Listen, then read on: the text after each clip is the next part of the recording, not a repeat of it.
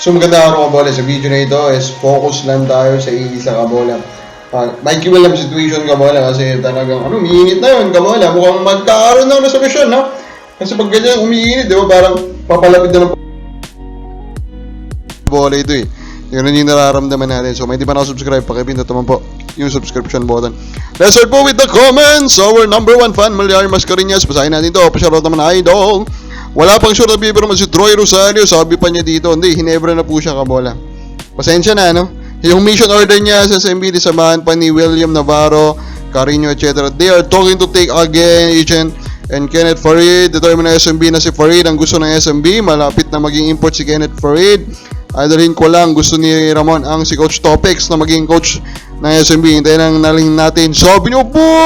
Tindi Here, unahin na trade si Yang Sanggalang bago si Calvin sa SMB. Para tatlo taga San Sebastian College Recoletos magsama ulit about sa assistant coach ni Coach Topex.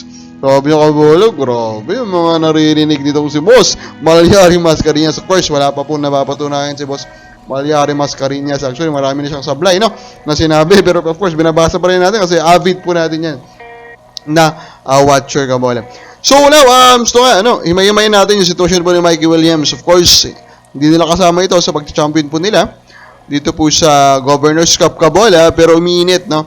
It all started po kabola. Of course, nung nag-champion sila, lumabas po yung yung next kay Mikey Williams. Sabi ni Coach Chotres, they are now ready to trade him.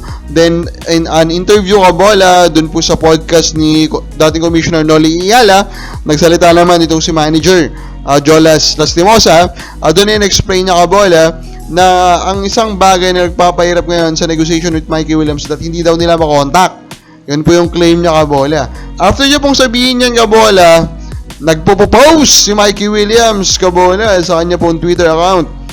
Sabi niya dito kabola, more lies again and again, it's saving face but damn, sabi niya kabola. Of course, so ang pinapatungkulan na niya yung mga kiniklaim. Ito pong si Jolas Lastimosa. So yung hindi makontak siguro yun yung which is of course malilinaw din natin mamaya. Sabi niya dito pa, what makes you sure that was taking place? And sabi niya dito, because one side painting a picture in the media, lol, okay, believe what works for you. Sabi niya kabola. Pero ito kasi yung problema dito kay Mikey Williams eh. May mga cryptic post na siya dito or tweets palagi kabola, pero hindi naman niya na-explain na maayos yung side niya. Then when the story comes out, bet the energy change. Sabi na naman niya doon, last post niya kabola.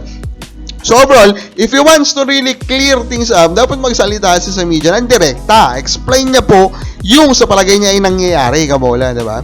Hindi yung cryptic lang po siya na post. Now, nag-post din kabola, ito nga pong si Homer Sison explaining po what is happening, kabola.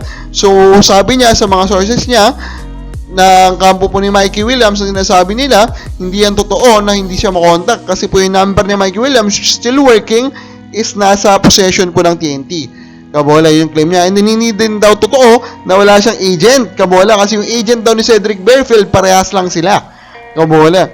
So yun yung mga claims po ni Mikey Williams. And of course, you will actually validate that. Yung agent pa lang, mababalidate mo na yan eh. Kasi nandiyan lang naman yung dalawang agent po na binanggit dito, kabola.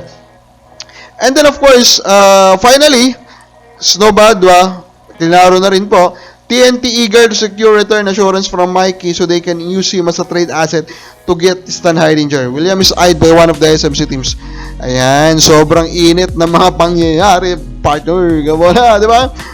Stan Heidinger daw, gusto makuha ng TNT. Wow. If they can get Stan Heidinger for the right of Mikey Williams, that will pay trade of a century, Gabola, or a saving trade, kabola, buzzer-beating trade of a century by TNT. Imagine, from zero value Mikey Williams, then they will get Stan Heidinger. That will be amazing for TNT, kabola. That will be amazing for TNT, kabola. Now, should we believe this? I think it's logical. Stan Heidinger, may rumor na ayaw na rin niya maglaro sa PBA, pero baka TNT po yung mga pagpabalik sa kanya. Bakit po? May connection po sila ni Coach Chotres, si Coach Chota daw ata yung nakahanap po kay Stan Heidinger. So, mainit sa pasas, mainit na sopas, kabola. Bantayan natin to. Pero kung ako lang, gusto ko itong mangyari, kabola. I want this to happen. Kasi gusto natin makita Stan Heidinger in a legit team like TNT. Kapabalo sa palagay mo, magkakatotoo, kaya ito kami lang po sa baba.